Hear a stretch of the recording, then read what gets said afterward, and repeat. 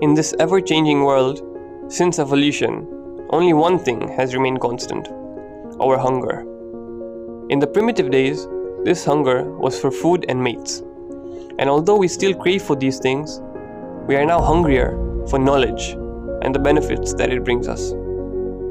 In response to this hunger, we traveled around the world, wrote and spoke of our experiences, and lived lives led by our curiosity and imagination.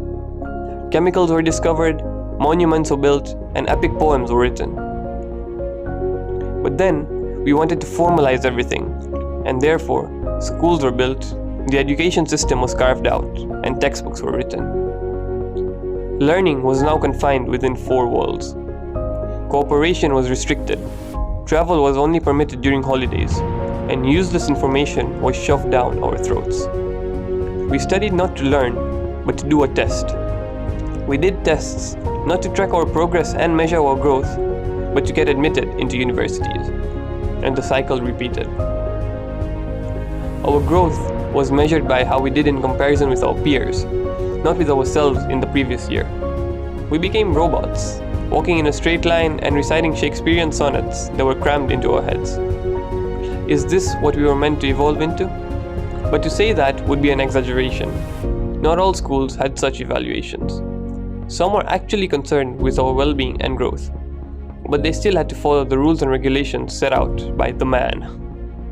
After all, schools were made so that everyone everywhere could have access to the same education and information. But now, things have changed.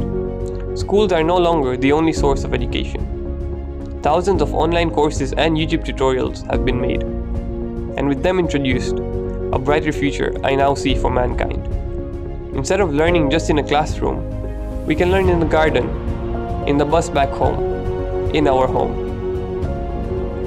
Maybe we will revert back to our old selves, hungry for travel, eager to tell our tales, and led to greater heights by our curiosity and imagination.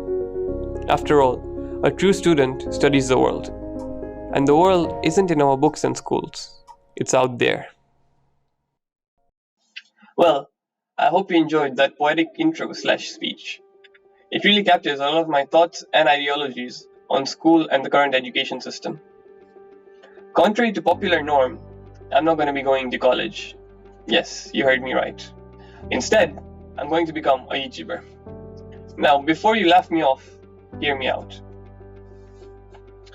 You see, previously, I was confused on what I should do. Should I become a computer scientist, an engineer, or maybe even a mathematician? After experimenting with all those things, I still couldn't find an answer. Then, I met YouTube and realized that I could become all those things and more. 1 month I could learn how to code. The next, I could become a poet. The options are endless, really. But the main reason for me becoming a YouTuber is that it allows me to express what I have to say through sharing my experiences and stories with the world. Express what goes on in my head through sketches and short films.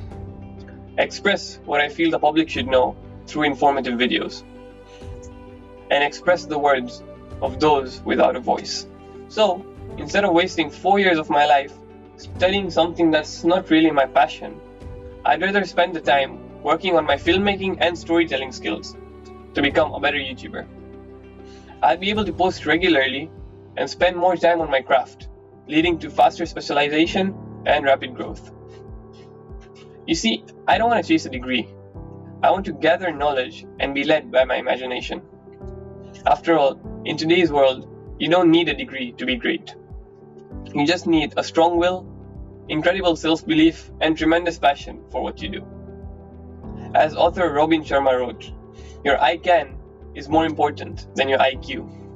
And since I'm not going to college, I'll just answer the popular interview question, where do you see yourself in 5 years?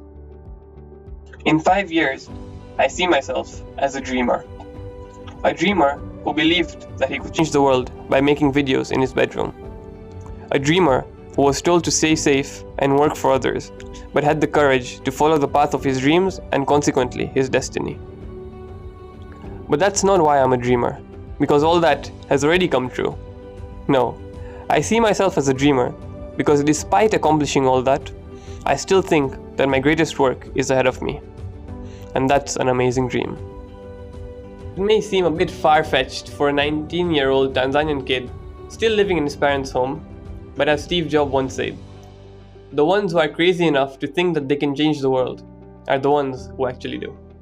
Thanks for watching.